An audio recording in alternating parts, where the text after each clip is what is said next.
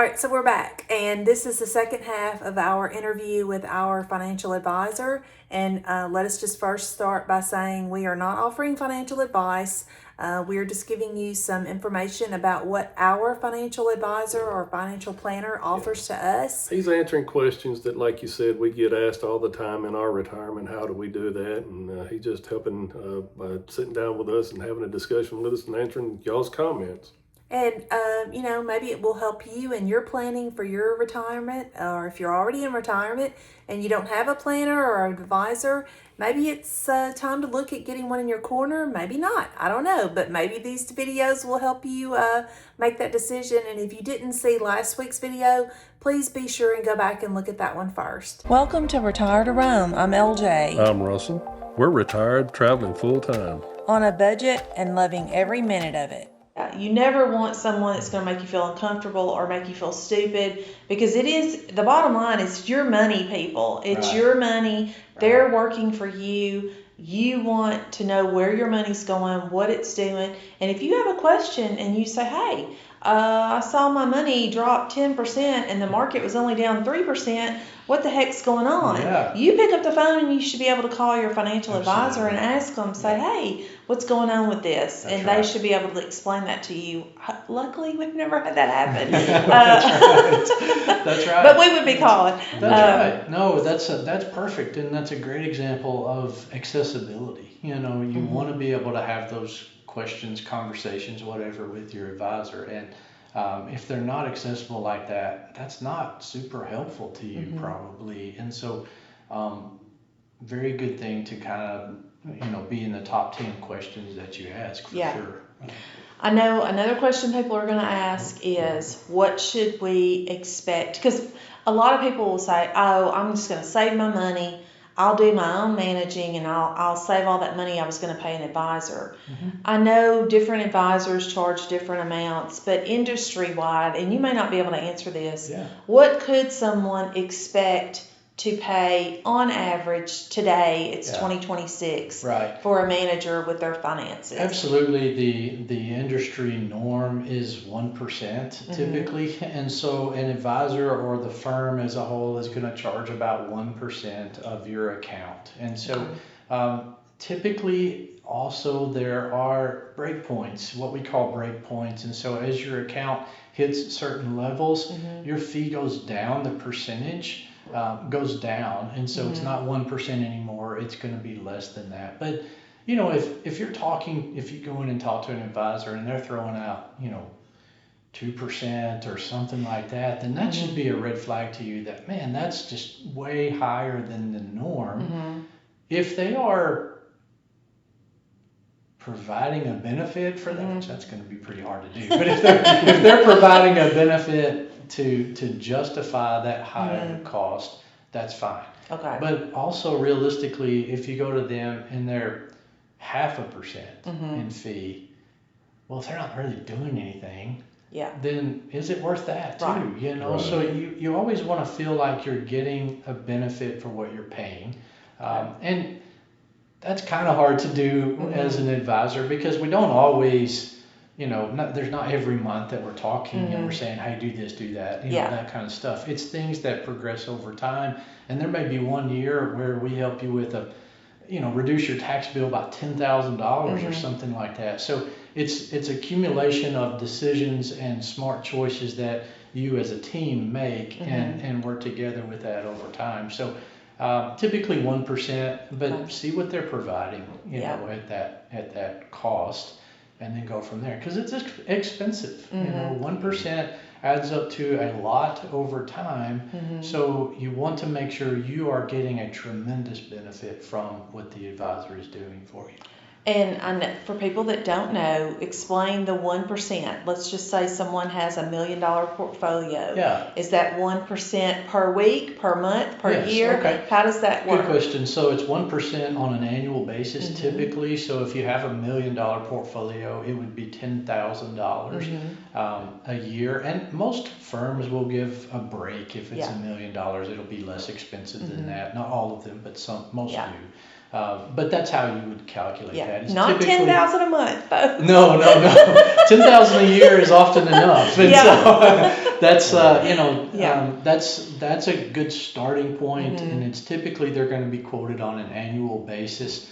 Along those same lines, sometimes clients come in and say, well, so you're going to send me a bill every month for this or every quarter for this, and no, that's not typically the case. I mean, most of the time the advisor is taking that out of your account balance. You can see it, it's on your statement. So it's not something that you're physically having to write a check for every month or quarter. No, I know we get a notification every quarter. Right. So that's the way we do it, is we break it up quarterly. Some advisors charge monthly, and it's the same percentage. Typically it'll just be more often, basically, in that scenario. So that's a question I get sometimes. Okay. So when we were searching for another financial advisor, we came from a nationally known investment company that we used, and there's several of them, I'm not going to give a name, to an independent financial advisor like yourself. So they sold a product. You did not necessarily sell a product. Can you explain the difference in using a name brand company out there to invest in versus absolutely. So a lot of the, not all, but a lot of the name brand are going to be commission driven, fee situations. So they're selling you a fund, or they're selling you an annuity, or they're selling you this. So they get a commission on that sale, and they don't care. I mean, they care, but they tend to not have as much of a worry about that after the sale has happened, to say that nicely. And so, but there are a lot of those firms now that have transitioned to like a flat fee model.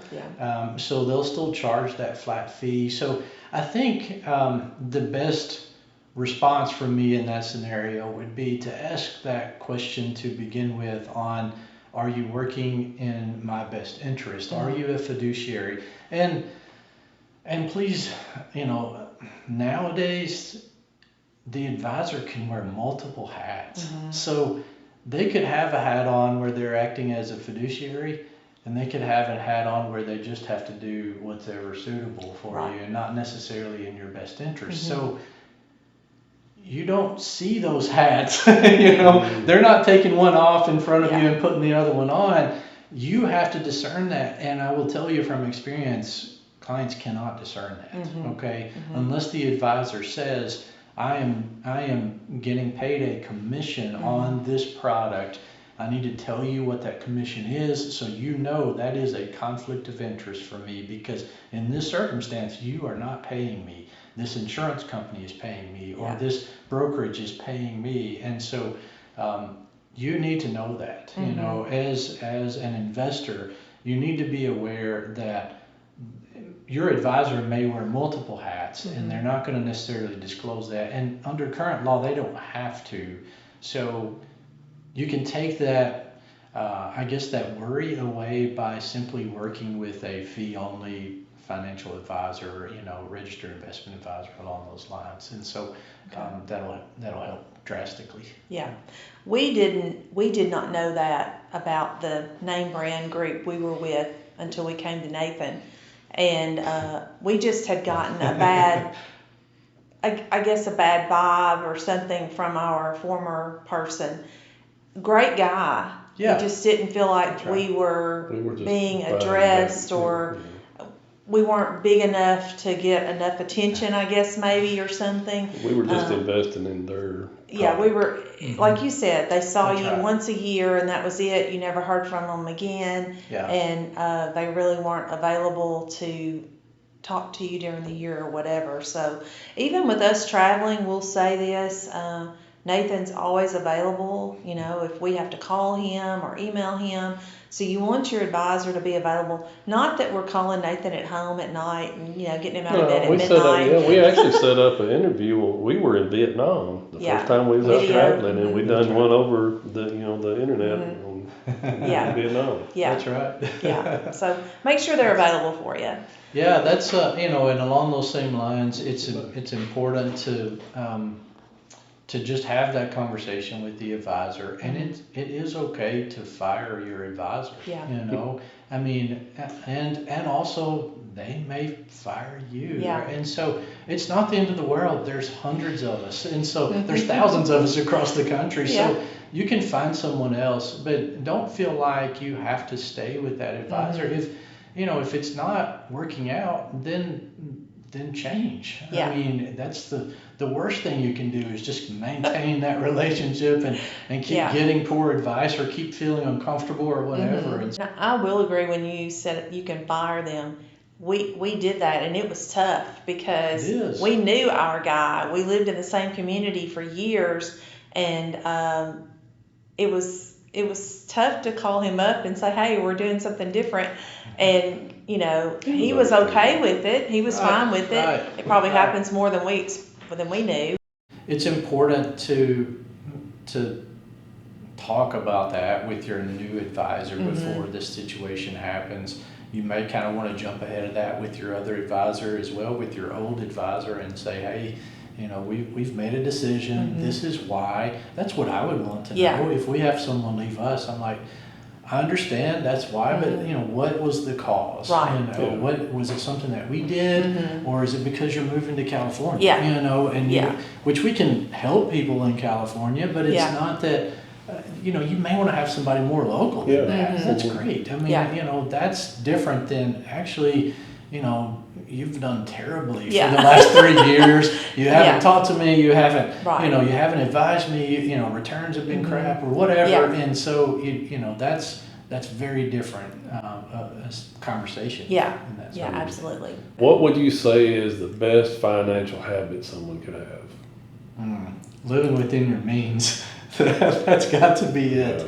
Because really it doesn't even matter at that point on a lot of times on your investments or a lot of your decisions and things outside of that. If you can live within your means, that's perfect. That's an ideal. So being able to follow your budget, set the budget, follow your budget, be disciplined to do that.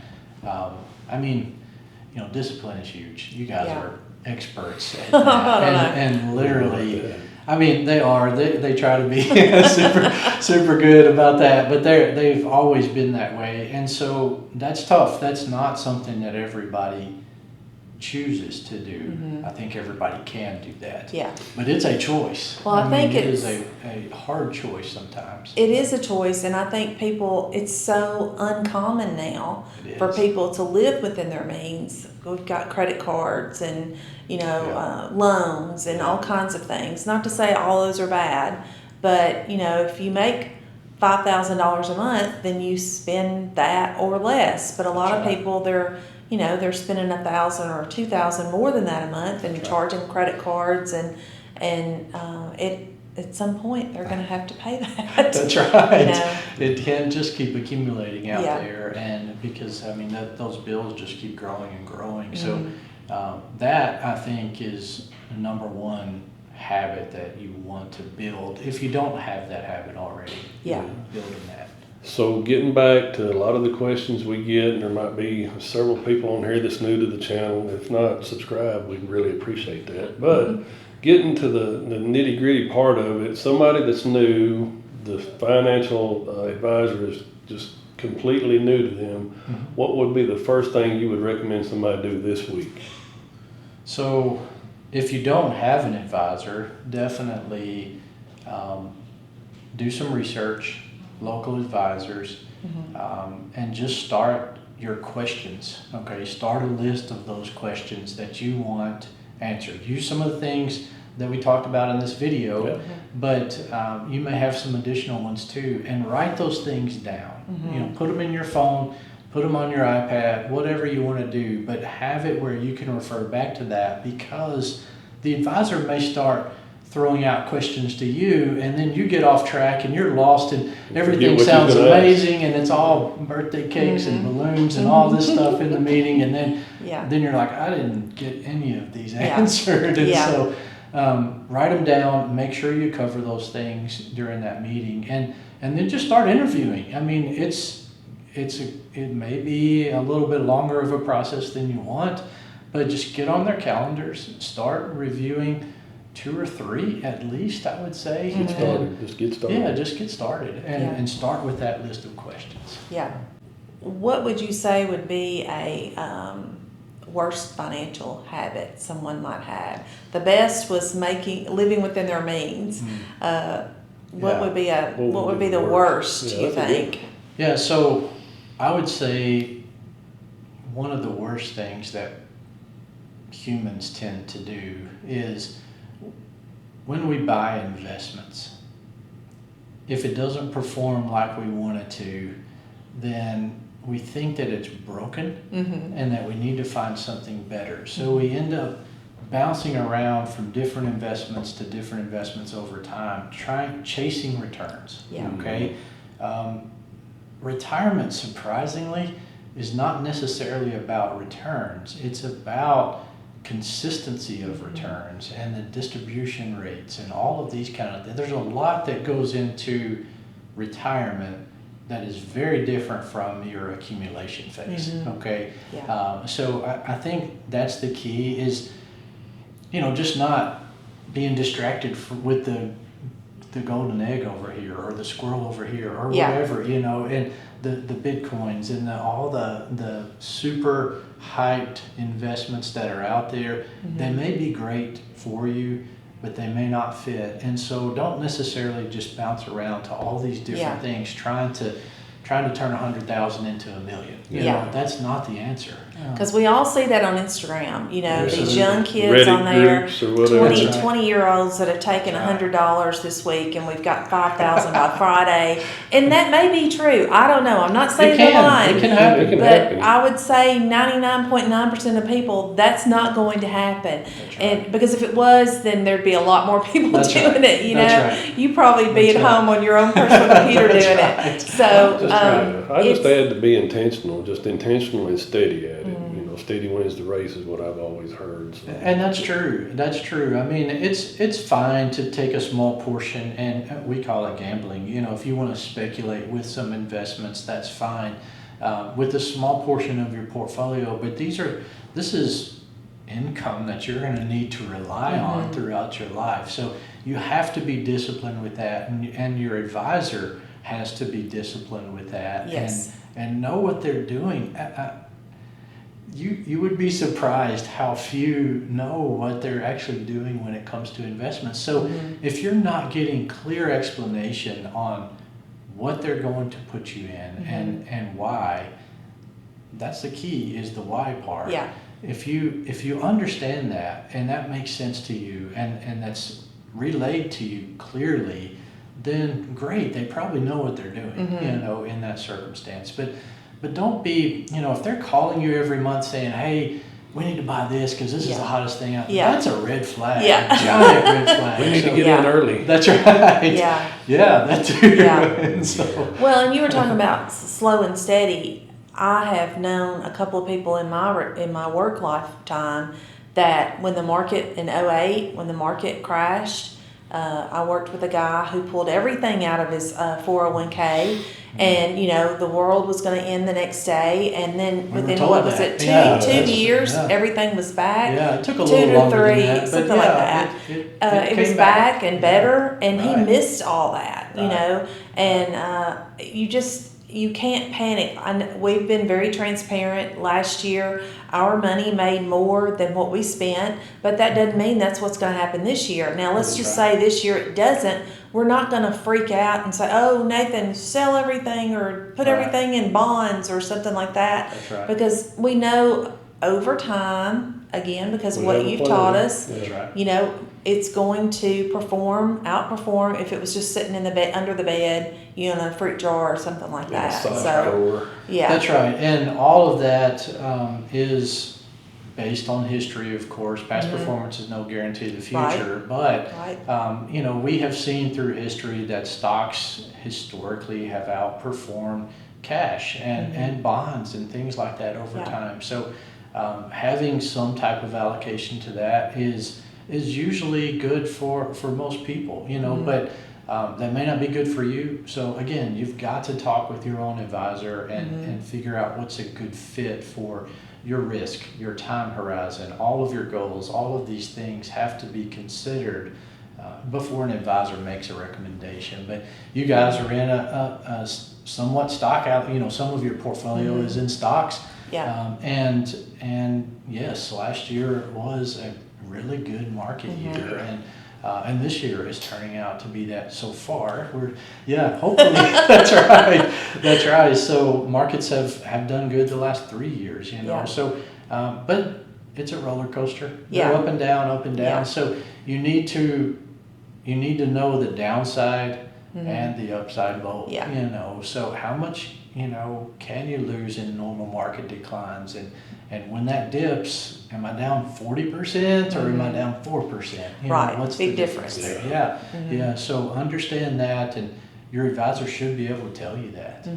All right, another question we have is, what would be the number one tax mistake retirees make? Yeah, absolutely. The answer to that is no tax planning. Okay. And so most people wait till April 14th or something to even think about that. So they just wait until the whole year has already happened and they're not even planning ahead. So we've had tremendous tax law changes in the past few years and a lot even more over the past 10 years. So all of those things need to be planned out for you, and how it's going to impact you in your circumstance, and see if it's going to have a positive or negative impact on you going forward. Because after December 31st, it doesn't matter what happens. I mean, 'cause it's done. It's done at that point. So you want to plan in advance, and so that's absolutely the biggest mistake. So there's all kinds of things people can do, but just not planning is the problem. So don't wait till April 14th. That's right. That's right. Okay, one other question is, I know when we started with you, we did our will and did our personal planning, end of life type planning. Right. How often should people review beneficiaries and those type of documents, wills and that kind of thing? Yeah, definitely. Those things, we typically advise people to review those every 3 to 5 years. Beneficiaries maybe more often than that, especially if if you're just having a meeting with your advisor. That's a great question. Just, hey, remind me who I've got listed as beneficiaries there. And really easy for them to look that up and do that. But 3 to 5 years is a good revolving number to just stay on top of things. You'd be surprised at how much changes in that time frame. Yeah. And so you need to update those things appropriately over that time, and do those documents. Number one, I mean, so many people that are 70, 80 years old have never even done a will or power of attorneys and things like that. So again, talk to your estate planning attorney or whatever for that, but you need to have some type of document there that says, this is what happens with my stuff once I'm not here any longer. Yeah. And if you get divorced or anything like that, there's, stuff, you want to make sure and get that Absolutely. updated. Deaths in the family with beneficiaries or whatever, all of that stuff can change. Divorce, all of that stuff changes all the time. So make sure that you update those things, because it doesn't really matter what your will says. If your ex-spouse is listed as your beneficiary, they're getting the money. Yeah. Where I used to work, there was a couple of horror stories that floated around where people forgot to change their beneficiary to their new wife, and they died, and the old wife got everything. And it's easy to laugh about, but that's not funny. Unbelievably, the old wife did not want to share with the new wife. So. That's right. So it's really important, for sure. So I guess wrapping up, one last question: is there a book or something you would recommend for people to, maybe something that might help them in planning or their future or retirement or whatever? Definitely. I mean, Dave Ramsey's got a lot of books on that. I'm not, we've mentioned Dave a few times in this video. Dave is not perfect with his advice. I think everybody knows that, but he's really well rounded on that. He does a good job with that. So a lot of his books are going to really be focused on budgeting and making good decisions. So a lot of those are great. If you have like a questions about investing, things like that, I really like this book. This is a really short book. It's called The Investment Answer by Daniel Goldie. You can hold that. And you can definitely purchase that out there. That's a great short read. We're not sponsored by that. No, that's right. We're not, absolutely. And so Amazon has those available. You can buy that there. But Daniel is really good at just relaying financial situations in an easy to understand term. A lot of times in our industry, you can get big industry jargon words that you have no idea what it is. And that book is not that way. So really good on just saying, here's a great general way to think about investing and making sure that your advisor is helping you with this the proper way. So it's like 100 pages. It's a pretty simple read there. And so really good book though. And there's lots of podcasts out there now. You mentioned Dave. There's the Money Guy Show and your podcast. Yeah, the Financial Answer. You can go to that, financialanswer.com, and or you can find us on any of Apple, Stitcher, Spotify, all that stuff. So a lot of things out there that are free that you can listen and kind of get a little bit of knowledge before maybe you go and interview a financial advisor. If you're totally unclear about any of this stuff we've talked about today and you don't feel comfortable, you feel like you might be embarrassed, if you find the right guy, you're not going to have to worry about being embarrassed. That's right. Because they're there to teach you.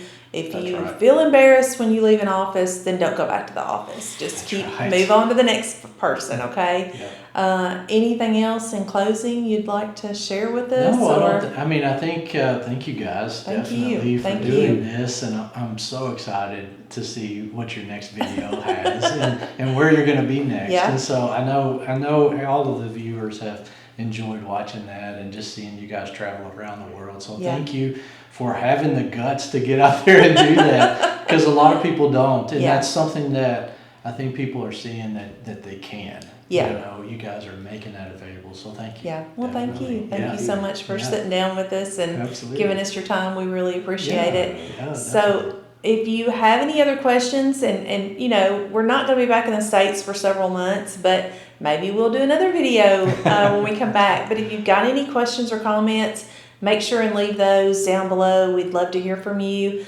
If you've got any good stories, bad stories of financial advisors, share those with us as well. We'd love to hear that. And as always, we want to thank you for joining us today. Have a blessed day. And as always, safe travel.